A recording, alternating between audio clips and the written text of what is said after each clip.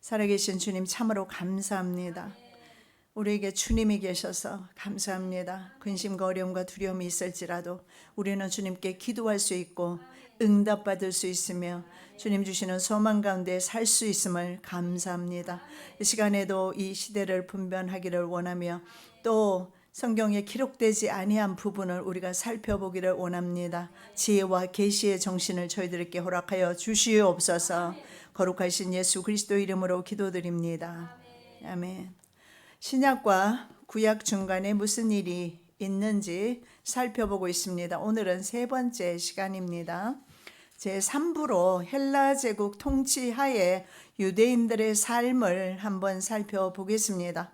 아수르 국제 결혼 정책에 따라서 이방 민족과 혼합이 된 북이스라엘과는 좀 다릅니다. 북이스라엘은 주전 722년에 아수르에 멸망하면서 국제 결혼을 장려했고 그래서 그들은 동화되어 갔습니다. 그래서 예수님 시절에 사마리아 사람들을 개 취급을 했던 이유가 바로 국제 결혼을 했기 때문에 그렇습니다. 남유다는 그보다 좀 120년 후에 바벨론에 포로되어 갑니다. 주전 606년부터 586년까지 포로되어 가는데 그 어간에 포로되어 갔음에도 불구하고 남왕조 유대인들은 국제 결혼을 거부합니다. 그리고 이방 세계 속에서 구별된 신앙 공동체를 형성해서 자신들만의 동질성을 고수하게 됩니다. 어쩌면 우리들의 모습인지도 모르겠습니다. 세상이라는 그들은 페르시아 혹은 바벨론이라는 거대 제국 안에서 그리스도인의 삶을 살아야 했던 것처럼 이 불신앙 세계에서 믿음을 가지고 하나님 앞에서 우리가 삶을 살아내야 되는 바로 우리 신앙 공동체를 의미할 수도 있습니다. 그런데 이들이 그렇게 승리할 수 있었던 이유는 북이스라엘은 그렇게 동화되어 버렸습니다. 그런데 남유다는 동화되지 않고 자신들만의 신앙의 고유 신앙을 지키면서 동질성을 유지할 수 있었던 이유가 있습니다. 그게 뭐냐면 이제 성전이 없어졌기 때문에 회당이 세워지면서 회당마다 하나님의 말씀, 즉 모세 율법 그리고 그 외 성문서 외경이라든가 하나님의 말씀 이런 것을 비치해 놓았고 또 중요한 것은 에스겔이나 느헤미야 같은 위대한 하나님의 종들이 있어서 그들의 영적 지도를 받았다라는 겁니다. 그래서 그들이 지도했을 때 죄를 지적했을 때 그들은 실제적으로 자신의 이방 결혼한 아내와 자식들을 보내는 아픔과 고통 속에서도 말씀에 순종하면서 나아갔다라는 사실을 보게 됩니다. 자, 이때 기록된 성경이 바로 에스라, 느헤미야, 에스더서입니다. 그 외 외경들이 있고요. 마카비서가 있습니다. 마카비서 이런 걸 위경이라고 합니다. 위경들이 있고 외경들이 있습니다. 그리고 요세푸스가 기록한 역사가지요. 유대 역사가입니다. 유대 고대사와 유대 전쟁사 등이 기록되면서 유대인들을 결속시켰습니다. 하나님께서 침묵하신 바로 말라기 이후에부터 마태복음에 이르는 그 어간이 한 400년입니다. 그래서 하나님 침묵기로 그렇게 우리는 이해하고 있습니다. 그래서 이것을 신구약 중간기라고 하는데 중간기 400년에 대한 정보도 이런 서적을 통해서 전해주고 있습니다. 자, 다니엘의 예언에서 은과 다니엘서 2장입니다. 곰입니다. 7장에서 기록되고 있고 수양입니다. 수양은 8장입니다. 상징되는 페르시아 제국의 패권이 이제는 지중해 지역으로 옮겨가는 것을 봅니다. 이스라엘 백성들은 바로 이 페르시아 시대의 고국으로 돌아오게 됩니다. 그런데 그때 마게도냐라는 지방이 있어요. 지금이 그리스 지역이겠지만 마게도니아 필립 왕이 그리스 도시 국가들을 평정하게 됩니다. 그리고 동지중해를 지배하면서 우리가 알고 있는 헬라 제국이라는 시대가 도래하게 됩니다. 자, 이스라엘 편에서는 바로 북동쪽의 패권이 오른쪽 북동쪽에 있는 패권이 왼쪽의 지중해 쪽으로 옮겨간 셈입니다. 자, 헬라 제국은 다니엘서 2장에는 금속으로 말하면 동에 해당이 되고 7장에는 표범입니다. 8장에 숫염소로 상징되고 있어요. 자, 그리스와 스파르타가 중심이 된 도시국가들, 고등학교 때 아마 우리 서적에서 많이 학교에서 배운 것 같아요. 도시국가, 가장 도시국가들 중에 강력했던 국가가 그리스와 스파르타입니다. 300명이라는 그 300인인가요? 영화 있지 않습니까? 그게 바로 스파르타 군대를 표현하고 있죠. 자, 그래서 이 그리스와 스파르타가 중심이 된 도시국가들은 페르시아와 세 차례에 걸쳐서 전쟁을 하게 되는데 세 차례 이기게 됩니다. 왜냐하면 해전에 강한 그리스와 육군이 강한 스파르타가 페르시아와의 살라미스 해전에서 승리합니다. 그리고 그 공이 스파르타가 아닌 바로 그리스에게로 돌아가지요. 그리고 이 그리스라는 도시국가는 페르시아를 대항하기 위해서 마련한 그 기금이 있습니다. 도시국가들의 기금이 있어요. 그걸 신전 건축에 남용하게 됩니다. 그리고 그리스 도시 국가들 중에서 가장 큰 항구 도시가 있어요. 고린도시. 지금도 역시 그리스에 가면 이 고린도시가 있습니다. 바로 항구 도시인데 그 고린도시를 지배하게 됩니다. 그래서 도시 국가들이 전쟁을 일으키는데 이것을 펠레폰네소스 전쟁이라고 합니다. 펠레폰네소스 전쟁, 이런 전쟁을 일으키게 돼요. 이것이 세계 역사 가운데서 이 과정인데 이런 역사를 우리가 이해를 하면 성경 역사를 이해하기 쉽습니다. 그래서 좀 제가 이런 부연 설명을 좀 하고 있어요. 자, 오랜 전쟁으로 그리스 도시 국가들의 세력이 약해져 있었습니다. 그 상태에서 패권은 그리스인들에게 야만인 취급을 받던 사람이 바로 마게도냐 사람이었어요. 이 마게도냐 필립 왕과 그의 아들 알렉산더가 통치하는 헬라 제국으로 넘어가게 됩니다. 즉 그리스 도시 국가들이 마게도냐, 북쪽의 마게도냐 출신의 알렉산더 통치하에 들어가게 되는 것을 말합니다. 자, 그런데 알렉산더 아버지가 바로 필립 왕인데 이 필리포스라고 하기도 하는데 필리포스 2세는 군사 방면의 천재로 알려진 사람이에요. 자, 성경에는 가나안 땅을 보면 가이사라 빌립보 그리고 마게도냐 빌립보 두 개 나오는데 빌립보라고 나오는 것이 바로 필립이라는 뜻입니다. 필립. 그래서 우리 말로 번역했을 때 빌립보로 번역을 한 것 같습니다. 두 개가 나오는데 바로 필립이라는 것은 바로 알렉산더 대왕의 아버지라는 사실을 알 수가 있어요. 그래서 마게도냐 빌립보는 알렉산더 대제의 아버지인 필립 2세가 기원전 360년경에 크레니데스를 점령하고 그곳에 도로를 만들고 성벽과 그리고 신전을 세웁니다. 그 외 부대 시설, 건물을 건축하고 자신의 이름 필리피를 따서 필리포라고 그렇게 이름을 지었어요. 그래서 성경에는 이 빌립보가 두 군데 나오는데 바로 알렉산더 아버지의 이름을 땄구나. 그래서 우리가 이제 신약 성경 읽으면서 빌립보 나오면 그렇게 이해하시면 되겠어요. 자, 마게도냐 빌립보에는 금광이 많았습니다. 그래서 필립 2세는 이곳에서 캐낸 금으로 군대 재정을 보충하면서 전쟁을 계속해 나갔습니다. 자, 사도 바울이 마게도냐 첫성 빌립보 지방에 누구로 만납니까? 자주장사 루디아를 만나게 됩니다. 그러면서 유럽 전도가 시작된 곳이에요. 그래서 빌립보라는 지방은 참으로 중요한 곳이다. 성경과 관계된 지명이지 않습니까? 자, 필립 왕은 살해를 당합니다. 그리고 아들 알렉산더가 불과 20세 약관의 나이에 왕이 됩니다. 그러니까 이제 도시 국가들이 전부 독립을 하려고 들지요. 왜냐하면 나이 어린 이제 왕이 세워졌으니까. 그러나 정말 알렉산더 대제는 이 모든 도시 국가, 그를 얕잡아보던 모든 도시 국가들 모두 점령해 버립니다. 그리고 평정시키고 그 다음 해에 바로 해외 원정을 떠나게 됩니다. 국외로 원정을 떠나게 돼요. 자, 이 말씀을 우리가 떠나는데 이 알렉산더에 대한 예언이 성경에 나와 있어요. 알렉산더 다 아시죠? 예. 역사 시간에 배우셨잖아요. 예. 그런데 성경에 보면 이 사람에 대해서 기록하고 있다. 신기하지 않습니까? 다니엘은 알렉산더보다 훨씬 이전에 바벨론 시대에 살았고요. 바벨론 시대를 넘어서 페르시아 그리고 다니엘은 페르시아에까지는 존재했지만 헬라 시대까지는 넘어오진 않았어요. 그런데 그 다음에 나타나는 나라가 헬라 제국이란 말이죠. 그리고 이 헬라 제국의 알렉산더에 대해서 다니엘은 예언을 해놓고 있습니다. 한번 보시겠습니다. 다니엘서 8장 5절입니다.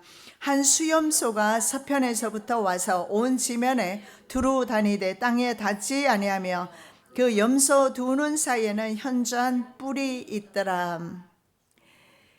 국가를 보통 성경에서는 짐승으로 많이 표현을 해요. 그래서 제 책에 보면 짐승 제국으로 저는 그렇게 표현을 했어요. 바벨론, 페르시아, 그리고 헬라, 로마 등을 그렇게 표현을 했는데, 자, 여기 한 수염소, 역시 짐승으로 표현합니다. 수염소가 페르시아 편에서 헬라 제국은 서쪽이죠. 그래서 서편으로 마게도냐와 헬라 지역인 것을 볼 수가 있는데, 한 수염소는 바로 헬라 제국을 가리킵니다. 그런데 이 수염소가 온 지면에 두루 다니되, 희한하게 알렉산더 대제는 자기 나라에 1년 정도 머물고 그 다음에는 10년 넘도록 외국 원정만 다니게 됩니다. 그래서 여기에 보면 두루 다니되, 그 다음에 땅에 닿지 아니하며 그 염소 두 눈 사이에는 현저한 뿔이 있더라. 현저한 뿔 하주트입니다. 이것은 두드러진 모습, 두드러진 그런 사람, 이런 의미가 있어요. 두드러진 사람이 누굴까? 필립 왕도 두드러진 사람이지만 그보다 더 정복 전쟁에서 역사 가운데서 가장 많은 땅을 정복한 사람, 빠른 시간 내에 10년이라는 시간 내에 인도까지 점령할 정도로 빠르게 정광석화처럼 다니면서 점령했던 사람이 바로 알렉산더입니다. 그래서 이 현저한 뿔, 요 현저한 뿔은 알렉산더입니다. 알렉산더가 일어날 것을 말씀하고 있어요. 그래서 급격한 세력 확장으로 짧은 시간에 가장 강대한 헬라 제국을 건설한 알렉산더를 상징하는 말씀이 바로 다니엘서 8장 5절에 나오는 현저한 뿔입니다. 온 지면에 다니되 땅에 닿지 아니하며, 실제로 순양으로 상징되는 사람이 누구냐 하면 바로 다리우스입니다. 다리우스 3세인데 페르시아 제국은 그리스 도시 국가들 간의 전쟁에서 지게 되죠. 그런데 완전히 파멸하게 되는 것은 헬라 알렉산더 대제에 의해서 이제 멸절당하는데, 자, 여기에 바로 그 숫양으로 표현한 그 사람은 페르시아 왕이라는 사실을 우리가 알 수가 있습니다. 자, 그래서 여기에 순양으로 상징되는 페르시아 제국을 정복하고 알렉산더가 정복합니다. 정복하고 그리고 고대 근동 지방의 새로운 패자로 이제 등장하게 됩니다. 여기에 땅에 닿지 않는다고 그랬어요. 이것은 여러분 혹시 표범을 보셨는지 모르겠지만, 표범을 보시면, 달릴 때 표범을 보시면 어때요? 발이 땅에 닿지 않을 정도로 스피드가 굉장히 빠릅니다. 그래서 땅에 닿지 않는다, 표범의 특징을 헬라 제국 기병대가 가지고 있었어요. 굉장히 빠르게 정복을 해서 나갔기 때문에 그렇습니다. 왜냐하면 헬라 기병대가 정복하지 않은 땅은, 정복하기로 마음먹은 땅은 모두 다 점령했기 때문에 그렇고, 가장 오랫동안 알렉산더 바로 붙잡았던 곳이 바로 두로입니다.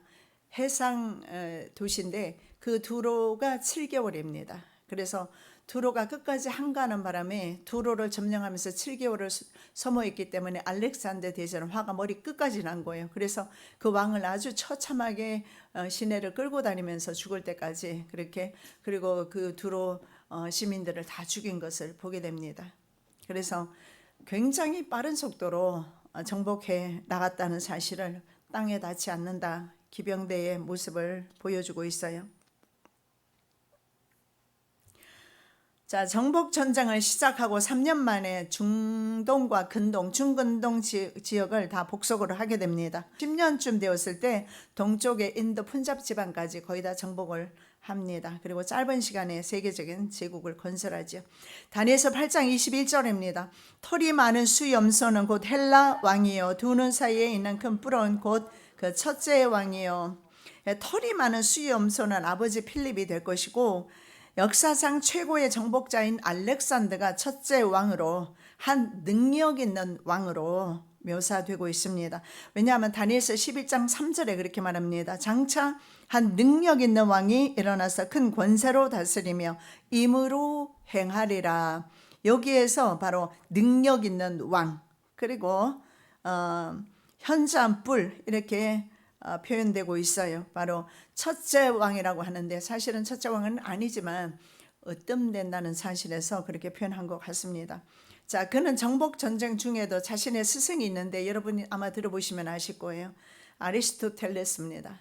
알렉산더 대제의 스승이 아리스토텔레스입니다. 그런데 이 그리스 사상에 심취했던, 그리스 사상과 문화를 좋아했던 알렉산더는 이런 사상가들을 데리고 다녔습니다. 그리고 그리스의 종교와 문화 그리고 예술 등을 정복지마다 이식시키는 그런 헬라화 작업을 하게 됩니다. 자, 알렉산더의 아버지 필립은 아들의 가정교사로 그리스 철학자 아리스토텔레스를 데려왔습니다. 그리고 도덕과 철학을 가르쳤어요. 그래서 스승의 가르침으로 그리스 사상과 문화에 대한 지식이 굉장히 박식했다는 사실을 보는데, 글로벌화된 사람이 그 당시에도 이미 있었다는 사실을 볼 수가 있어요. 이 글로벌리즘이 요 근래 우리가 경험하고 있는 이 세대만이 아니라는 사실을 알 수가 있어요. 거의 다 대부분의 그 강대 국가 왕들은요, 세계를 제패하려는 그런 노력, 그러면서 자신의 문화와 그리고 자신의 그런 관습들을 그 지배지에다가 이식시키려는 그런 노력을 하게 됩니다. 일본만 해도 그랬잖아요. 우리나라에다가 신사참배 강요했죠. 자신의 왕에게 절하게 했죠. 자신의 언어를 가르쳤죠. 예. 그래서 동일한 것 같습니다. 그래서 그리스와 페르시아 사상을 혼합한 것입니다. 문화와 융합한 것이 바로 헬레니즘이에요. 그리스 문화와 그리스 문화와 페르시아 문화가 융합된 거예요. 이것을 동서양을 묶은 것을 헬레니즘이라고 합니다. 이것도 우리 많이 공부했을 거고요. 그래서 이 일을 누가 했느냐? 알렉산더가 했기 때문에 알렉산더를 헬레니즘의 사도라 그렇게 부릅니다. 자, 특히 이집트에서는 알렉산드리아라는 도시를 건설합니다. 알렉산더 이름입니다. 알렉산더 이름을 딴 도시를 굉장히 많이 세우기 시작합니다. 가는 곳마다 자기 이름을 따서 그 이름을 붙이는데, 특히 이집트 알렉산드리아 그 도시를 건설해서 그곳에는 세계에서 가장 큰 도서관을 건축하게 됩니다. 그리고 이 알렉산더 대제도 마찬가지예요. 유럽인과 아시아인의 국제 결혼을 장려했습니다. 아시아인들과 유럽인들이 결혼하도록. 그리고 동서양에 그래서 결혼을 통해서 융합을 꾀했습니다. 제가 왜 헬레니즘을 많이 말씀을 드리냐 하면, 나중에 이제 보시겠지만 굉장히 처참한 핍박이 유대인들에게 다가옵니다. 셀루쿠스 왕조 치하에서. 근데 이 셀루쿠스 왕조가 바로 헬레니즘 사상을 이어받은 그 알렉산더 대제의 한 장군이 세운 그런 국가입니다. 그래서 그리스도인들은, 바로 믿음의 사람들은 이 헬레니즘을 거부합니다. 그리고 자신의 신앙만을 지키려 하고 그것으로 인해서 굉장히 많은 핍박을 받는 것을 봅니다. 그래서 이 헬레니즘은 유대 공동체를 해치는 어떤 이방의 문화로 그렇게 유대인들은 이해를 하고 있었던 겁니다. 자, 아수르는 자국민은 순수 혈통을 지키려고 했습니다. 그래서 식민지 국가들 사람들끼리 이렇게 결혼을 시켰지만 알렉산더는 자신도 직접 페르시아 공주와 결혼을 하죠. 그러면서 다른 자기의 부하 장수들에게도 국제 결혼을 장려합니다. 자신도 동방의 복장을 했습니다. 동방의 관습대로 자신에게 절하게 했고 언어를 통합하게 됩니다. 언어를. 그게 바로 그릭어입니다. 헬라어라고 하는데, 여러분 참 중요한 것이 뭐냐면, 하나님께서는 이런 세상 역사를 통해서 언제나 하나님은 일하고 계신다는 사실을 볼 수가 있는데, 바로 헬라어가 국제 공용어가 되면서 신약 성경이요 헬라어로 번역이 됩니다.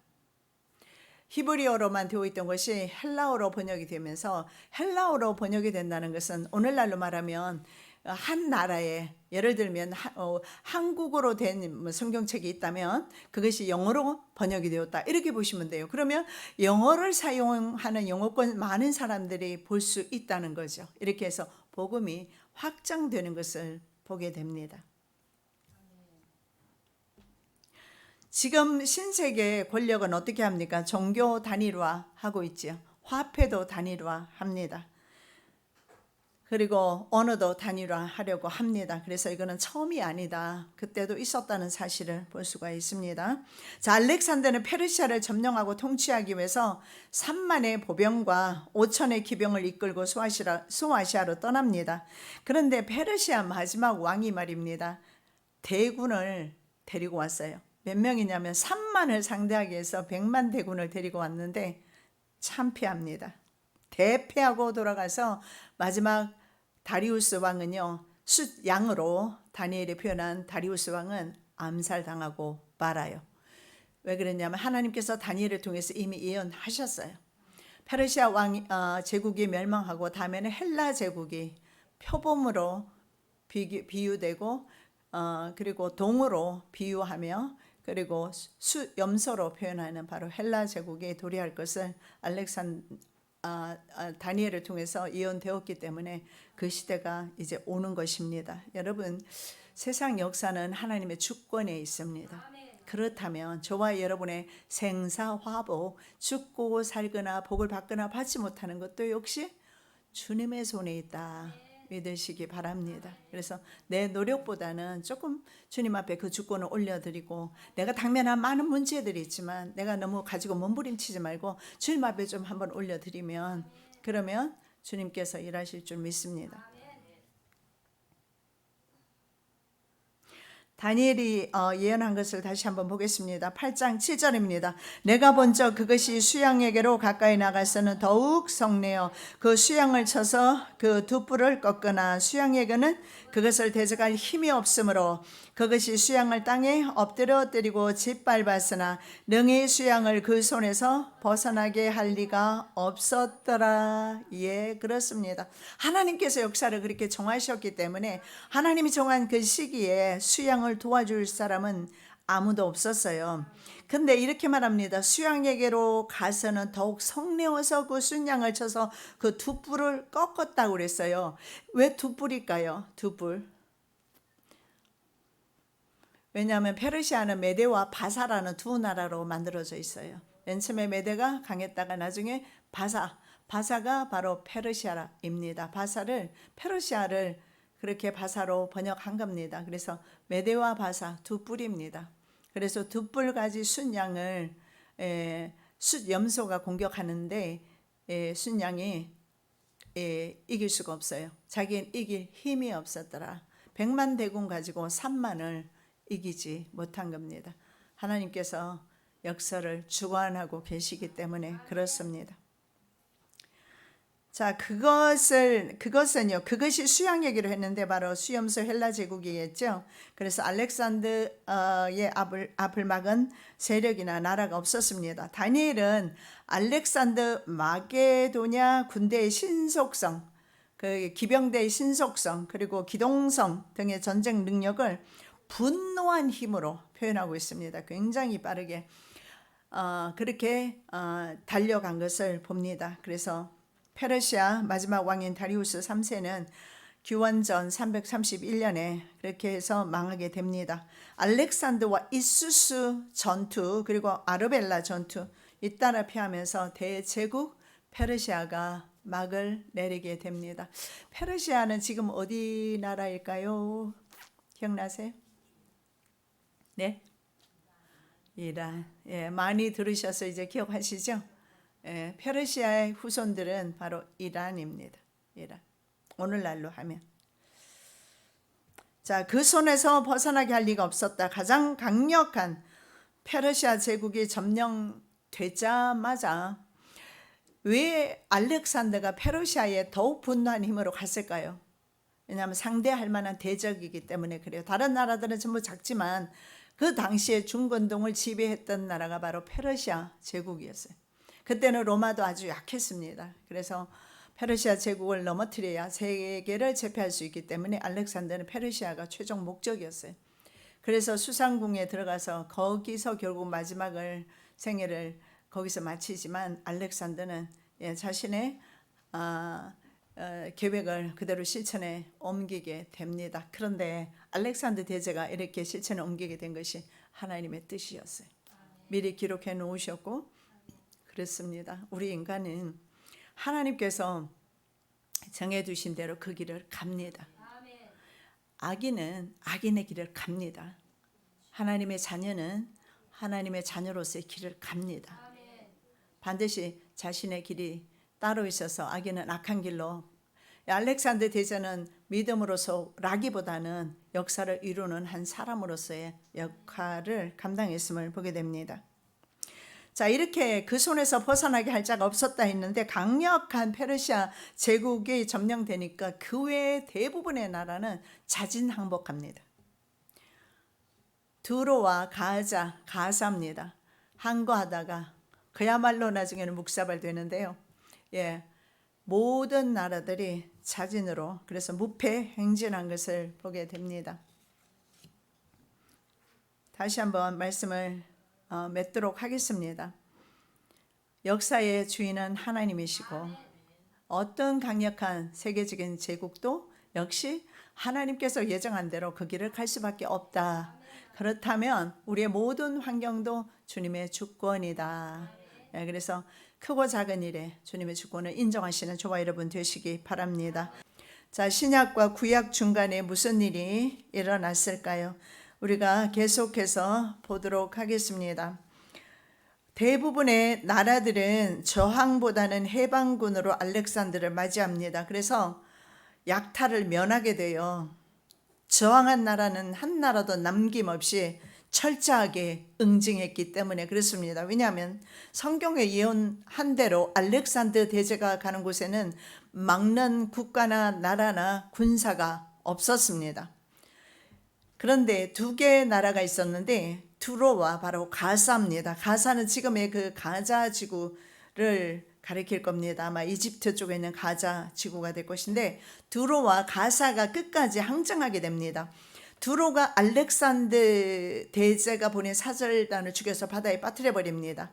알렉산더는 본토에서 한 0.8km 정도 되는 그런 떨어져 있는 그런 두로 섬까지 이르는 둑길을 쌌습니다. 왜냐하면 바다 한가운데 있으니까 침략을 하기가 어려운 겁니다. 그래서 알렉산더 대제는 7개월 동안 아예 바닷길을 내버린 겁니다. 성경에 예언한 것을 보겠습니다. 에스겔의 예언입니다.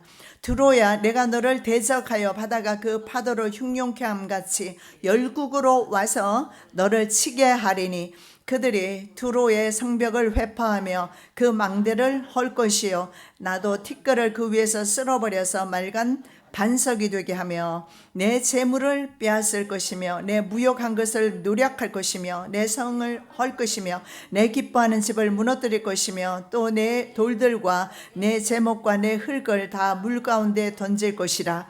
내가 내 노래 소리를 그치게 하며 내 수금 소리로 다시 들리지 않게 하고, 이 말씀대로 두로는 완전하게 패망을 당하게 됩니다. 이사야 23장에도 두로에 관련 말씀을 하고, 그리고 에스겔 선지자는 26장에서 28장까지 예언하신 그 말씀대로 두로가 멸망한 이유가 있습니다. 하나님께서 가장 싫어하는 것이 교만입니다. 왜냐하면 루시퍼가 교만함으로 사탄이 되었기 때문에 그렇습니다. 교만이라는 그 자체는 바로 하나님의 자리에 오려려 하는 그런 시도인 것을 보게 됩니다. 자, 두로 왕은 바다 가운데 위치한 지정학적인 좋은 이점을 가지고 있었습니다. 그리고 해상 무역이라는 그런 무역을 통해서 굉장히 부를 자랑합니다. 그래서 바다 가운데 있다는 지정학적인 이유와 위치와 무역을 통해서 오는 큰 부를 자랑하면서 교만했다는 것을 볼 수가 있습니다. 그래서 스스로 신이 되었습니다.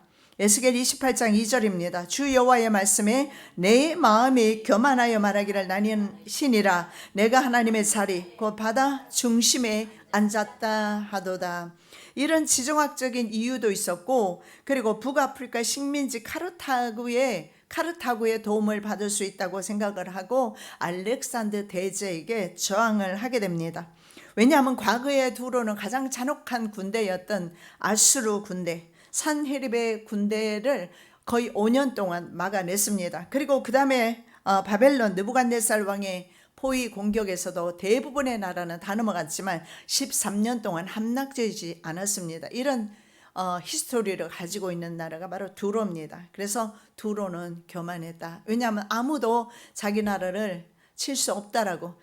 그러나 성경은 이미 기록하고 있습니다. 바로 에스겔을 통해서 주신 말씀대로 망대를 헐어버릴 것이고 성벽을 회파할 것이고 재물을 빼앗을 것이며 무역한 것을 노력할 것이고 성을 헐어버릴 것이다. 내 기뻐하는 집을 무너뜨릴 것이다. 그들의 재물을 가지고 전쟁 비용으로 알렉산더 대제는 계속 사용하면서 다음 전쟁을 준비해서 가는 것을 봅니다. 자, 두로는 메소포타미아, 아라비아, 소아시아, 이집트, 중근동 지역의 전체를 연결하는 바로 교통의 중심지입니다. 요충지이면서 무역의 중심 무역항인 것을 보게 됩니다. 그래서 알렉산더 대제는 정복 전쟁을 수행하기 위해서 반드시 마게도냐가 바로 이 해상 무역을 통해 해상을 통해서 그 복음로가 해상을 통해서 와야 되기 때문에 이 두로항은 반드시 필요한 항구였습니다. 그래서 알렉산더 대제에게는 이 항구가 필요했기 때문에 7개월 동안 발을 묶은 나라가 없습니다. 그 정도로 정광석화처럼 빨리 정복하고 나갔는데 유일하게 두로만 7개월 발을 묶어서 화가 너무 났어요. 그래서 완전히 말간 반석처럼 만들어 버립니다. 그 나라를. 근데 성경이 미리 이렇게 말씀하고 있습니다.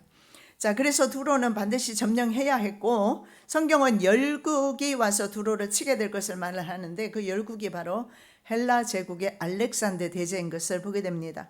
그리고 이렇게 말합니다. 돌들과 내 제목과 그리고 내 흙을 다 물 가운데 던질 것이라고 에스겔 선지자는 이렇게 말하는데 알렉산더 대제가 그렇게 할 줄 어떻게 알았겠습니까? 그러니까 하나님의 선지자죠. 알렉산더는 200척의 배와 1만 명의 군인들을 본토에 있는 두로의 돌들 그리고 제목, 흙 이런 것을 바다 가운데로 전부 다 던져넣기 시작한 거예요. 그 말씀입니다. 돌들과 제목과 흙을 다 물 가운데 던질 것이라고. 그렇게 해서 육지를 계속 연결해서 나간 겁니다. 그렇게 해서 두로 섬에 닿을 때까지 그렇게 해서 나갔던 겁니다. 자, 그래서 그야말로 바닷길을 내어서 점령한 유명한 바로 전쟁사 중에 하나입니다. 자, 이렇게 두로는 에스겔의 예언대로 말간 반석처럼 그렇게 깨끗하게 처리됩니다. 들어갔을 때 너무 알렉산더 대제는 화가 나서 그 왕은 죽을 때까지 마차에 끌고 다니게 했고 백성들은 다 죽였습니다. 그리고 그 지역은 완전히 사람 살 수 없는 곳으로 폐허로 만들어버렸어요. 거역했다는 이유 때문에. 자, 왜 그러면 두로는 이렇게 철저하게 패망해야 했을까요? 아모스 선지자가 말씀합니다. 여호와께서 가라사대 두로의 서너 가지 죄로 인하여 내가 그 벌을 돌이키지 아니하리니 이는 저희가 그 형제의 계약을 기억지 아니하고 모든 사로잡은 자를 에돔에 붙였음이라. 내가 두로성에 불을 보내리니 그 궁궐들을 사르리라. 여기는 이렇게 말합니다. 두로에 서너 가지 죄가 있는데 그 중에 형제의 계약을 기억하지 않았다. 즉 형제와의 동맹을 깼다라고 말합니다. 여러분 참 우리 형제끼리 이웃끼리의 신의도 굉장히 중요한 것 같습니다. 왜냐하면 형제 계약을 누구와 맺었느냐 하면 바로 이스라엘과 형제 계약을 맺었습니다. 적어도 이스라엘과 두로는 다윗 시대부터 다윗 솔로몬 시대에 형제 계약을 맺었습니다. 그렇게 해서 서로 물자도 그리고 일꾼도 서로 주고받으면서 성전 건축했던 그런 히스토리가 있습니다. 그런데 이스라엘과 맺은 동맹을 깨고 백성을 오히려 잡아서 이스라엘 백성을 잡아서 에돔의 노예로 팔아버렸습니다. 자, 기원전 8세기에 활동했던 아모스와 이사야 선지자의 예언대로 그리고 기원전 4세기에 이런 일들이 일어납니다. BC 기원전 332년에 두로는 이렇게 말간 반석처럼 변하게 됩니다. 적어도 4세기 전에 이사야 선지자와 아모스 선지자가 예언한 그대로. 자, 여러분 그렇습니다. 역사가 일어나기도 전에 세상 역사를 기록한 책은 성경책 밖에 없다 믿으시기 바랍니다. 자, 유대 땅과는 떨어져 섬이었던 두로가 오랜 세월 동안 이제 토사가 쌓이면서 지금은 현재 바다 위에 섬이 아니고 반도가 되어 있답니다. 그래서 지금은 수르 티레라고 불려요. 티레 불리면서 1984년에 바로 두로는 세계 문화유산으로 등재되었습니다. 자, 마태복음 15장 21절에서 28절의 내용에 보면 예수님께서 바로 이 두로와 시돈 지방에서 귀신 들린 여자의 딸을 고치시는 것을 발견합니다. 그 뒤에도 국가는 없어졌지만 사람들은 그래도 그 잔혹한 그 복수에서 살아남은 사람들이 아마도 그 지역에서 살고 있었던 것 같습니다. 왜냐하면 육지랑 이제 연결이 되었으니까. 그래서 예수님께서 그곳까지 찾아가셔서 이렇게 알렉산더 대제가 잔혹하게 처참하게 말간 반석이 되도록 해버린 그 땅에 예수님은 찾아가셔서 복음을 전파하신 것을 봅니다. 자, 그 다음에 항구 도시가 바로 있습니다. 또 있습니다. 가자입니다. 블레셋 가사라고 성경에는 나와 있는데 오늘날 가자 지구를 가사라고 합니다. 아라비아와의 무역으로 인해서 여기도 역시 부를 누리고 있었고 알렉산더는 가사를 2개월 만에 함락시킵니다. 그리고 자신의 정복 전쟁을 지체시킨 두 도시를 철저하게 응징합니다. 스가랴 9장 5절입니다. 아스글론이 보고 무서워하며 가사도 심히 아파할 것이며 에그로는 그 소망이 수치가 되므로 역시 그러하리라. 가사에는 임금이 끊칠 것이며 아스글론에는 거민이 없을 것이며 가사라든가 이 주변에 뭐 지금의 현재 딱 가자지구라고 내릴 수 없을 겁니다. 그 주변에 바로 이 블레셋 도시들을 지금 말씀하고 있는데 가사가 아파할 것이며 그리고 가사에는 임금이 끊어질 것이며 이 임금이 언제 끊어졌을까요? 알렉산더 대제가 침공했을 때 끊어졌다는 사실을 보게 됩니다. 우리가 이런 나라들을 살피는 이유가 성경에 다 나오기 때문에 그렇습니다. 그러나 성경은 언제나 이스라엘을 중심으로 기록되어서 그 주변 국가들에게 눈을 돌리고 있는 것을 보게 됩니다. 그래서 이스라엘은 우리가 목숨 다하는 날까지 이스라엘을 위해서 기도해야 되고 그리고 또 이스라엘 중심으로 우리는 세계 역사를 보는 눈을 가져야 합니다. 왜냐하면 이스라엘을 중심으로 전 세계 역사가 펼쳐지고 있기 때문에 그런 겁니다. 알렉산더는 페르시아와의 이수스 전투에서 크게 승리합니다. 물론 이 두 나라 외에 제일 가장 강력했던 국가가 성경에 나오는 대로 곰과 은으로 그리고 숫양으로 표현된 바로 페르시아입니다. 이 페르시아와의 이수스 전투에서는 승리하게 됩니다. 마지막으로 승리해야 되는 가장 큰 제국이 페르시아였기 때문에 그래서 폴 존슨이라는 신학자는 알렉산더가 페르시아를 썩은 달걀처럼 깨뜨렸다. 30만의 군대로 다리우스는 3만의 군대 알렉산더를 대적하지 못하죠. 그런데 그 정도로 왜 그럴까요? 알렉산더의 힘보다는 하나님의 예언의 성취가 아닌가 생각합니다. 다리우스 3세는요. 다리오 3세인데 다리오 3세는 도망가다가 부하에 의해서 살해당합니다. 그리고 알렉산더는 이어서 이집트로 진격을 하게 돼요. 자, 이집트와 진격하는 데 있어서 두로와 이제 그 과정에서 두로와 블레셋을 점령을 하게 됩니다. 왜냐하면 페르시아는 헬라 쪽에서 봤을 때 페르시아는 동쪽에 있습니다. 그리고 이집트는 남쪽에 있어요. 그러면 내려오기 위해서는 초승달 반월 지역을 반드시 통과해야 된다. 그래서 다시 이쪽으로 내려와야 되는데 그 내려오는 지점에는 항상 이스라엘이 있어요. 어쩌면 좋습니까? 이스라엘은 동네 북이에요. 가면서 치고 오면서 치고 북방에 있는 큰 나라가 내려오면 치고 남방에 있는 큰 나라가 올라가면 치고 왜냐하면 지금은 이집트가 굉장히 약소 국가가 되었지만 그 당시에는 강대국이었어요. 그래서 계속 이집트라는 나라를 강대국들이 일어나면 반드시 점령을 해야 돼요. 그래서 오면서 치고 내려오면서 치고 올라가면서 치고 왜 이렇게 불쌍한 처지가 되었을까요? 왜 이렇게 동네북이 되었을까요? 하나님 앞에 불순종해서 하나님을 거역하고 다른 우상을 숭배해서 그렇습니다. 자, 그래서 알렉산더 대제 역시 예루살렘을 통과하게 되는데 그러면 예루살렘은 어떻게 했을까요? 저항했을까요? 저항도 하지 아니하고 환영도 하지 않았어요. 항복도 하지 않았어요.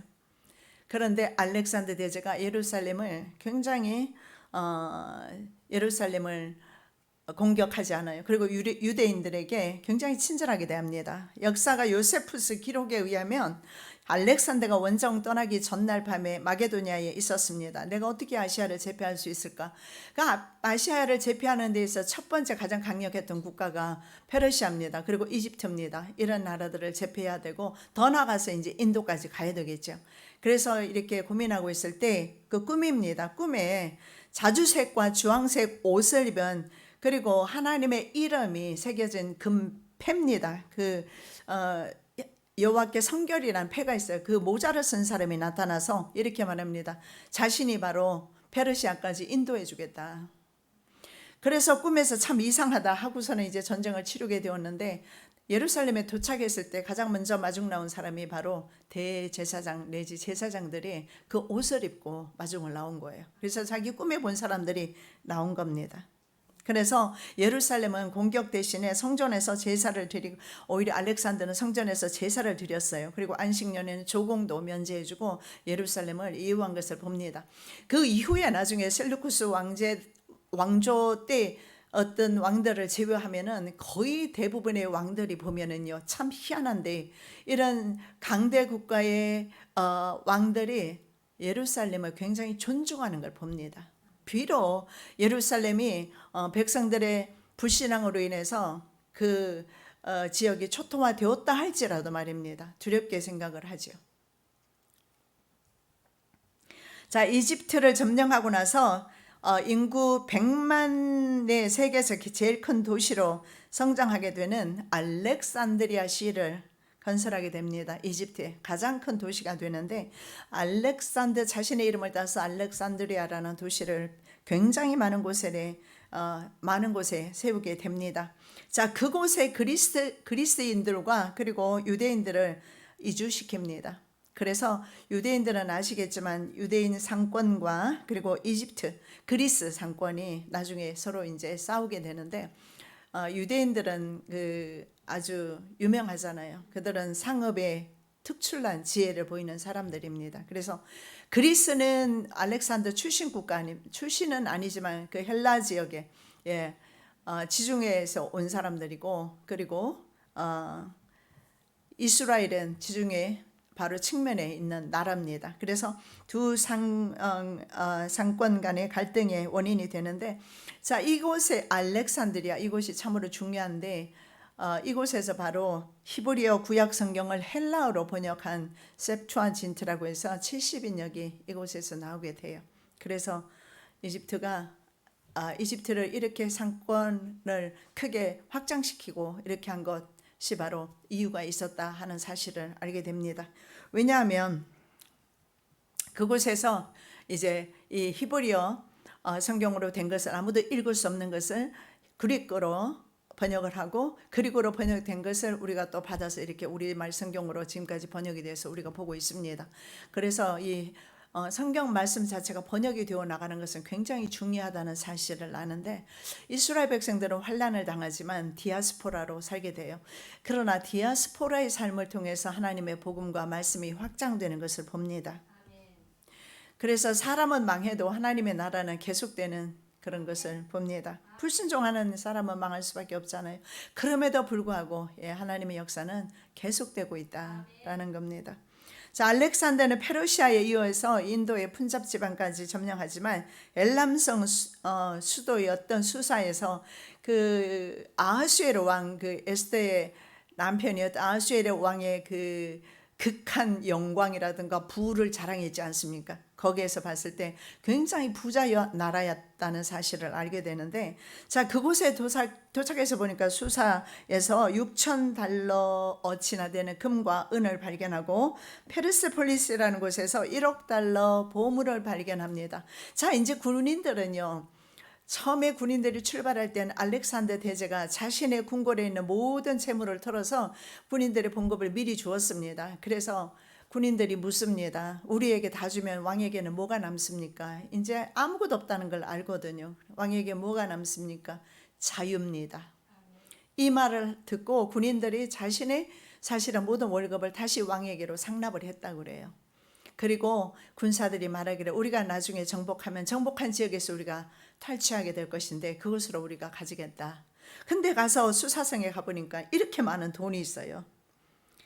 그래서 이제 군인들도 너무 지친 것 같습니다. 그래서 인도에 인더스 강이라고 있는데 그 유역에서 갑자기 돌아오게 됩니다. 이제 회군하게 되고 더 이상 군인들이 반대합니다. 가지 않으려고 하죠. 자, 그리고 수산성으로 돌아와서 불과 33세 나이입니다. 이 놀라운 일들을 20세에 시작해서 33세에 마치게 됩니다. 뭐 암살이라는 말도 있습니다. 또 열병에 걸렸다라고도 말하는데 성경은 미리 말하고 있어요. 다니엘서 8장 8절입니다. 수염소가 스스로 심히 강대하여 가더니 강성할 때에 그 큰 뿔이 꺾이고 그 대신에 현저한 뿔렛이 하늘 사방을 향하여 났더라. 다음에는 바로 이 하늘 사방을 향해서 난 내 뿔에 대해서 우리가 이제 살펴볼 겁니다. 그 중에 두 뿔이 가장 강해요. 북방 왕이라고 다니엘서 11장에 나와 있는 셀루쿠스 왕조와 남쪽의 톨레미 왕조입니다. 그래서 두 왕조가 가장 강력했습니다. 150년간 전쟁을 하게 되는데 그 부분에 대해서 살펴볼 텐데 그 전에 먼저 4명의 장군이 서로 땅을 차지합니다. 서로 경쟁하다가 나중에 그 중에 가장 강력한 그 장군이 더 힘을 발휘하게 되는데 그 중에 2개 나라가 바로 남쪽 왕, 북쪽 왕이 계속 싸우게 됩니다. 그러다가 다음에 이 나라들도 없어지게 되고 다음 나라 성경에서 말씀하는 그 다니엘이 말하는 7머리 10뿔 가진 짐승 바로 로마 제국입니다. 로마 제국에 의해서 다 이제 또 합병됩니다. 그래서 세상 이렇게 역사는요 계속해서 더 큰 제국이 나오면서 망하는 것을 보는데 절대 망하지 않는 나라가 있다. 다니엘은 그렇게 말합니다. 바로 산에서 채석하지 않는 채석되지 않은 그 돌 바로 예수 그리스도로 가리킵니다. 자연석입니다. 그 돌이 세상 나라를 부수게 될 것이다. 그리고 영원한 한 나라를 세울 것이며 국권이 다른 나라로 절대로 옮겨지지 않는다. 우리는 그 나라를 바라보고 있습니다. 그 나라의 성도이면서 그 나라의 왕 같은 제사장이면서 제사장으로서 왕으로서 저는 왜 왕 같은 제사장일까 했는데요. 실제로 보니까 이 그 하스몬 왕가가 도래하면서 하스몬 왕이 제사장을 겸하더라고요. 원래는 제사장 가문이 따로 있는데 불법이죠. 그래서 왕 같은 제사장. 그래서 당시에 보면 제사장도 권력이 막강했고 왕도 권력이 막강해요. 그래서 2개를 가진 그런 왕과 제사장을 겸한 그런 하스몬 왕족들을 보게 되는데 우리에게 약속한 말씀이 바로 그게 아닐까 싶어요. 제사장으로서 그리고 왕 같은 존재로서 우리 영원한 나라가 주어질 것이다 말씀을 하고 있습니다. 자, 다니엘서 11장 4절 말씀입니다. 그러나 그가 강성할 때 그 나라가 갈라져 천하 사방에 나누일 것이나 그 자손에게로 돌아가지도 아니할 것이요 또 자기가 주장하던 권세대로도 되지 아니하리니 이는 그 나라가 뽑혀서 이외의 사람들에게로 돌아갈 것임이니라. 여기에 알렉산더 대제가 헬라 제국의 가장 큰 뿔이잖아요. 현저한 뿔 하나가 있었는데 큰 뿔이 꺾이고 현저한 뿔레개가 나타나요. 큰 뿔은 바로 그레이트 알렉산더입니다. 대제라고 그래요. 그래서 알렉산더는 대왕이라고 불러요. 그래서 큰 뿔입니다. 그리고 현저한 뿔렛이 나옵니다. 바로 헬라 제국의 큰 뿔 알렉산더 대제가 죽고 그의 권세와 영토는 자식에게로 돌아가지 않고 내 장군에 의해서 분배되어집니다. 이 말씀을 다니엘이 미리 예언하고 있는 겁니다. 참고로 다니엘은 페르시아와 바벨론 시대의 제상이었습니다. 바벨론 시대의 제상이었습니다. 그리고 그 후에 이제 나타난 나라가 바로 페르시아 이후에 나타난 나라가 헬라 제국입니다.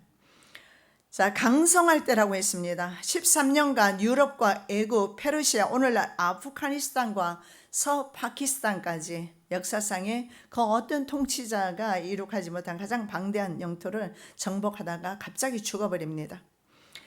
유럽에서 발흥한 최초의 제국입니다. 그전에는 계속해서 동쪽에서 근동 지역에서 아수르, 바벨론, 페르시아 적어도 거기까지는 근동 지역, 중동 지역에서 나왔어요. 그러나 이제 유럽 쪽에서는 처음으로 이제 그리스라는 나라를 통합한 헬라 제국이 이제 그 판도를 넓히고 있었습니다.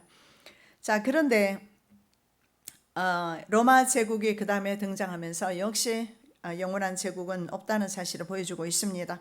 자, 알렉산더의 정복 사업이 준 중요한 결과가 있습니다. 그것이 뭐냐면 디아스포라 유대인의 광범위한 분산이 이루어지게 되고 기독교 복음 전파를 위한 초석이 되었다는 겁니다. 즉 알렉산더는 자기가 가는 곳마다 도시마다 유대인들을 살게 해 주었습니다. 이미 다리오 통치 기간에 보면 300만이라는 유대인이 127개 주에 나누어서 흩어져서 살고 있었습니다. 그리고 알렉산더가 가면서 계속해서 유대인들을 정착을 시키면서 바로 디아스포라 유대인들이 흩어지는 역할을 하게 돼요. 자, 유대인들은 그러면 어디까지 오느냐? 중국까지 와요. 한국까지 왔다는 기록은 없습니다. 그런 말 하면 이단 될 수도 있어요. 근데 적어도 중국까지는 왔다는 기록이 이사야 49장 12절입니다.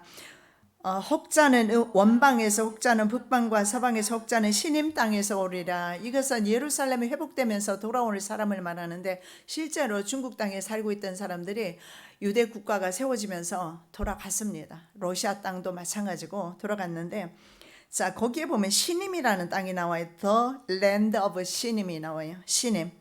시님을 남부로 해석하게 하지만 당시 아라비아나 시리아 사람들은 중국을 신이라고 했답니다. 신. 아니면 친이. 그래서 신님입니다. 이것은 바로 중국을, 그 사람들은 중국을 신임이라, 당시 아라비아 사람들. 왜냐하면 실크로드를 통해서 중국까지 비단길을 통해서 무역을 하지 않습니까?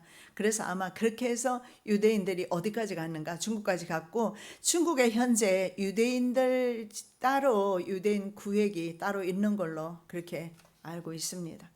아마 그때 그렇게 흩어지지 않았을까? 그리고 우리가 생각하는 것처럼 아시아에는 복음이 늦게 들어왔다. 그리고 몇 년도에 들어왔다 이렇게 우리가 예측을 하지만 사실은 그 전부터 유대인들을 통해서 하나님의 복음은 전파되었다는 사실을 알 수가 있고, 그리고 우리가 림노드를 통해서 보면 아시겠지만 림노드가 전 세계에 흩어지지 않은 곳이 없잖아요. 그래서 이 모든 그 성경에 기록된 것과 그리고 이런 신비주의 이단 종교조차도 다 성경에서 나왔고, 그리고 전 세계로 흩어져 있고, 결국은 한 혈통에서 아담과 하와라는 한 혈통에서 나왔다는 사실을 볼 수가 있습니다. 자, 훗날 헬라 지역의 다소 출신 사도 바울이 헬라 제국이 퍼뜨린 헬레니즘 사람들, 왜냐하면 알렉산더가 가는 곳마다 바로 그리스, 자기는 마게도냐 출신이지만 그리스 문화를 좋아했고 교육을 받은 사람이에요. 그래서 그리스 문화를 가는 곳마다 퍼뜨립니다. 그래서 그리스 문화만 퍼뜨린 것이 아니라 페르시아 문화도 같이 퍼뜨리게 되는데, 페르시아 문화라는 것은 오늘날 우리가 보면 뭐 예를 들어서 뭐 터키라든가 이란, 이라크, 동방에 말하자면 문화입니다. 그래서 동방의 문화와 서방 그리스 문화를 섞은 거예요. 이것이 바로 헬레니즘이라고 합니다. 이 헬레니즘, 그래서 그 당시의 사상은 헬레니즘이 사람들을 지배하고, 그리고 도로는 바로 로마의 군사 도로를 통해서 복음이 전파되어 간 것을 보게 됩니다. 그래서 사도 바울이라는 사람은 바로 헬라 다소라는, 헬라 문화권에 있는 다소라는 지역에서 태어났습니다. 그리고 헬라 문화권에서 자라난 사람이고, 그리고 그리스어를 잘 알았을 겁니다. 그래서 사도 바울을 베드로가 아닌, 베드로를 만일에 이렇게 복음 전하게 보냈다면 베드로는 어쩌면 한마디도 전하지 못하고 멈췄을지 몰라요. 왜냐하면 베드로는 헬라 말을 배운 적이 없었을 테니까요. 유대 지역에 살았고 어부로서만 평생을 살았던 사람이에요.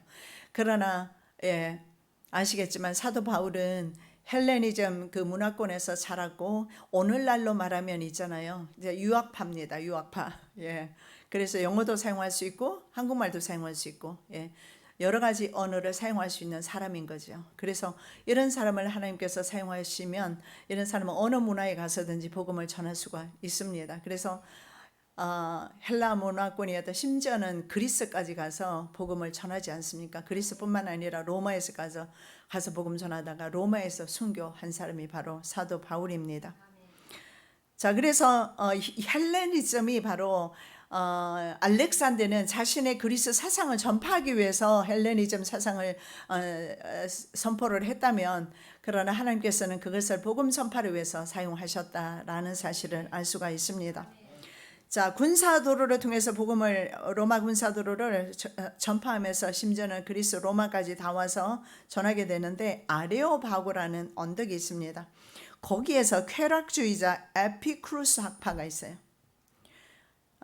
에피쿠루스 학파를 에피큐리안이라고 합니다. 그리고 금욕주의자가 있는데 스토익 학파라고 그래요. 그래서 그리스 철학자들과 논쟁을 하는 아레오바고 언덕에서, 저는 그 언덕에 한번 서봤거든요. 감회가 깊더라고요. 그 언덕에서 사도 바울이 설교를 했어요. 설교를 하고, 그리고 거기서 이 철학자들, 금욕주의자 스토익 학파라든가 에피큐리안 학파라든가 이런 학파들과 논쟁을 하고 철학적인 논쟁을 할 수 있을 정도로 그만큼 그리스 철학에 사도 바울은 지식이 있었다라는 사실을 봅니다. 그래서 그들과 논쟁을 했어요. 그런데 사도 바울이 그곳에서 철학이나 신학적 논쟁으로 복음의 열매를 얻지를 못합니다. 논쟁으로는 안 돼요. 그래서 교회 안에서는 논쟁하는 것이 아니고 믿는 것입니다. 그리고 다른 사람의 믿음을 우리가 정죄할 필요도 없습니다. 각자에게 주신 믿음이 있기 때문에 그 믿음 가지고 가는 것이지, 서로 옳다라고 하면서 논쟁하면서 가는 곳은 아니라고 생각합니다. 그래서 사도 바울은 아레오바고에서 열매를 하나도 걷지를 못해요. 그리고 나서 어쩌면 저는 그렇게 믿습니다. 다음부터는 내가 절대 철학적인 논쟁하지 않겠다. 세상 사고방식 그 사람들의 그 지식에 맞춰서 내가 접근하지 않겠다. 전도에 미련한 것을 사용합니다. 전도에 미련한 것이 뭡니까? 예수님의 십자가의 죽으심이죠. 그보다 더 미련한 것이 어디 있습니까? 자신의 생명보다 소중한 게 어디 있다고? 예수님은 왜 그렇게 미련한 일을 하셨을까요? 자신의 목숨을 버렸지 않습니까? 이것이 전도의 미련한 것입니다. 그래서 십자가만을 전하기로 합니다. 그래서 아마 이 고백이 나온 것 같아요. 갈라디아 6장 14절입니다. 내게는 우리 주 예수 그리스도의 십자가 외에 결코 자랑할 것이 없으니, 어쩌면 자기의 철학적인 지식을 자랑했을지도 모르겠습니다. 그러나 이제 내가 자랑할 것은 십자가 외에, 여러분이 복음 전할 때 두려워하지 말고 전해야 되는 것이 있습니다. 십자가만 전하면 탈이 없어요. 그리고 모든 사람을 잠재우는 것이 바로 십자가의 사랑입니다. 누가 날 위해 대신 죽어줍니까? 누가 당신 위해서 대신 죽어줄 수 있습니까? 부모도 자식도 그렇게는 못해요. 십자가만 전하면 되는 겁니다. 사도 바울도 은과 금은 내게 없거니와 곧 나사렛 예수 그리스도의 이름으로 일어나 걸어라. 일어나 걷습니다. 하나님께서 세상의 지혜를 계시하셨지만 세상은 알지 못합니다. 그래서 전도에 미련한 것입니다. foolish라고 나와 있어요. 어리석다는 뜻이거든요. foolish preaching입니다. 어리석은 전도를 통해서. 세상 사람들은 그렇게 보지만, 그러나 주님이 어리석게 되셨기 때문에 우리가 바로 생명을 얻는다는 사실을 우리는 알아야 합니다. 복음 선포하는 행위는 물론 내용 자체도 하나님의 말씀만이 선포되기를 원합니다. 고린도전서 1장 21절입니다. 하나님의 지혜에 있어서는 이 세상이 자기 지혜로 하나님을 알지 못하는 거로 하나님께서 전도에 미련한 것으로 믿는 자들을 구원하시기를 기뻐하셨도다. 내가 예수의 이름으로 예수의 사랑을 전하기만 하면 되는 겁니다. 그 사람이 믿고 믿지 않고는 그 사람의 책임이며 그 사람의 몫입니다. 하나님께서 선택하신 사람이면 복음이 전파될 것입니다. 전도에 미련한 것입니다. 자, 바로 헬레니즘 문화와 로마의 군사도로는 사도 바울의 복음 전파의 매개체가 된다는 사실을 성경에 보여주고 있어요.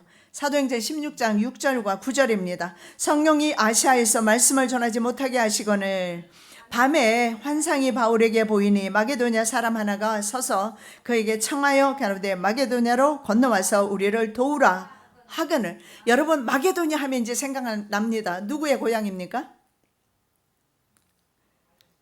네? 지금까지 이야기했잖아요. 알렉산드. 예, 맞아요. 알렉산드. 알렉산더의 고향이 마게도냐입니다. 마게도냐. 그런데 아시아 쪽으로 1차 전도 여행을 갔던 아시아 쪽으로 전도로 가려고 했습니다. 그런데 성령께서 그리로 가지 말고 마게도냐로 가라. 헬라 지역으로 가라는 겁니다. 왜 그럴까요? 그 주변에는 군사도로가 잘 정비되어 있고 로마 시대니까, 그리고 헬레니즘 사상의 사람들이 있어서 자기가 아무 부담 없이 자신이 할 수 있는 언어로 복음을 전할 수가 있으니까요.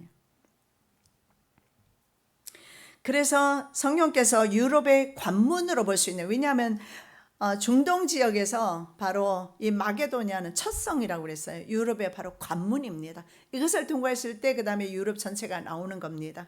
그래서 여기에 복음 전파가 정말 중요하다. 그리고 알렉산더 대제는 어떻게 합니까? 땅을 정복하러 어디로 가죠? 세계를 향해서 나가는데 서쪽으로 가지는 않아요. 유럽 지역으로 가지 않고 동쪽으로 옵니다. 동쪽으로 계속 뻗어나가. 그래서 지중해가 여기 있으면 지중해 바로 위에가 그리스인데 여기서부터 동쪽으로 이렇게 가지요. 그런데 사도 바울은 어떻게 합니까? 마게도냐 지방으로 가서 이 복음이 어디로 가죠? 유럽으로 전파돼요. 반대로 갑니다. 가면서 유럽이라는 나라, 바로 마게도냐 지방이라는 나라는 당시에 오늘날 미국이나 유럽, 좀 선진 국가들처럼 문화가 발달된 지역이었어요. 그쪽으로 가서 복음이 전파되면서 그 복음이 전 세계로 흩어지게 되는 겁니다. 그래서 이것이 바로 성령의 뜻이었고, 만일에 미개 지역으로 갔다가 뭐 식인 좀 잡아먹혀버리면 안 되잖아요. 하나님께서 더 잘하십니다. 그래서 이렇게 군사도로를 통해서 그쪽으로 보냈는데, 자, 그러면 성경에는 이 마게도냐 지방의 첫성 빌립보, 마게도냐 첫성 빌립보라고 그랬어요. 빌립보라는 이름 들어보시면 또 기억나시죠? 누구예요? 필립, 알렉산더 아버지 이름이에요. 이게 빌립보 성이라고 우리는 불러요. 네, 바로 오히려 땅을 정복하러 나간 그 본거지로 사도 바울은 복음을 전파로 들어가서 그 복음이 다른 역방향으로 해서 퍼져나가서 그 복음은 나중에 어떻게 됩니까? 아시아까지 오게 되도록 그렇게 했습니다. 자, 누가는 이 도움을 요청한 사람을 이 사도행전의 그 말씀에 16장 6절 9절에 보니까 마게도냐 사람 한 사람이 손을 흔들어요. 우리 와서 좀 도와주라고 그래요. 우리로 와서 좀 도와주라고. 그런데 이 도와주라는 마게도냐 사람, 이 사람이 누굴까? 알렉산더 대제의 고향에 살고 있는 이 사람은 누굴까? 누가는 루디아라고 그렇게 말씀합니다. 두아디라 성의 자주장사로서 거기서 빌립보에 이르니 이는 마게도냐 지경 첫 성이요 또 로마의 식민지라. 이 성에서 수일을 유하다가 두아디라 성의 자주장사로서 하나님을 공경하는 루디아라 하는 한 여자가 들었는데 주께서 그 마음을 열어 바울의 말을 청종하게 하신지라. 루디아 집이 가정교회가 되었을 겁니다. 그런데 신학자 바클레이는요, 바로 바울에게 도움을 요청한 사람이 마게도냐 사람 알렉산더 대제라고 또 이렇게 표현하기도 했습니다. 그 말도 제가 봤을 때는 맞는 것 같습니다. 오히려 알렉산더 대제가 세계를 제패했지만 자기 나라에 복음을 전파해 주라고, 그래서 바울에게 복음으로 바울에게는 세계를 제패해라. 알렉산더는 땅을 정복하고 나갔지만 바로 하나님의 종에게는 복음으로 땅을 정복해라. 아마 이런 메시지를 보냈다 이렇게 그분은 생각을 합니다. 자, 하나님께서는 그리스 헬라 문화권에서 자랐습니다. 그리고 배웠습니다. 그래서 이 사람을 이방인 전도자로 마게도냐 지방으로 보낸 것입니다. 원래 사울이라는 이름은 소울입니다. 이것은 히브리식 이름이고 처음부터 이름을 두 개 가지고 있었어요. 어디 가서 바울이 이방인 전도자가 되면서 포울이 됐어요. 그렇게 하시면 안 되고요. 처음부터 이 사람은 두 개 이름 가지고 있어요. 미국에 살면서 우리도 다 그랬어요. 미국 이름, 왜냐하면 우리 이름, 특히 내 이름은 절대 미국 사람 못 불러요. 너무 어려워요, 그냥. 그래서 그냥 저도 그냥 세로, 사라라고 그냥 어떤 때는 그냥 그렇게 이름 대줘요. 시민권에는 제 이름으로 그냥 했지만, 왜냐하면 부르기 편하기 때문에. 그래서 사도 폴이라는 단어는 헬라식 이름이에요. 원래 두 개 가지고 있었어요. 헬라식 이름, 헬라식으로 부를 때 폴이고 히브리식으로 부르면 소울이고 그래요. 그 차이점이 있습니다. 그래서 사울이 변해서 바울이 됐어요. 이런 소리 하지 마시고, 예, 사울이 은혜 받아 바울이 됐어요. 저 어릴 때 이렇게 듣고 자랐거든요. 근데 내가 자라서 내가 아는 지식 가지고 보니까 아니더라고. 처음부터 이 사람은 다소에서 태어났고 로마 시민권자로 태어났고, 예. 그래서 이것이 바로 로마식 이름이구나. 자, 현재 터키 남동부 지역으로 과거 헬레니즘 문화권에 속한 타르수스입니다. 사도 바울은 그래서 13권의 서신서를 기록했고 로마 군사 루트를 따라가면서 전도하는 선교사의 사역을 감당했습니다. 말씀 맺습니다. 복음을 전파하는 하나님의 종들의 도구로 세상 문화와 심지어 세상 역사가 쓰임받고 있습니다. 예, 복음 전하는 자를 위해서 세상이 열어주고 있다는 사실을 믿으시기 바랍니다. 살아계신 아버지 하나님 참으로 감사합니다. 세상 역사가 그저 흘러가는 것 같으나 하나님은 그 세상 역사 가운데서 주의 종들을 사용하심을 보고 감격합니다. 이 시대에 저희들을 사용하여 주시옵고 죽어가는 영혼들을 살리게 하옵시며 천국 백성 많이 아버지 거두게 하여 주시옵소서. 거룩하신 예수 그리스도 이름으로 기도드립니다. 아멘.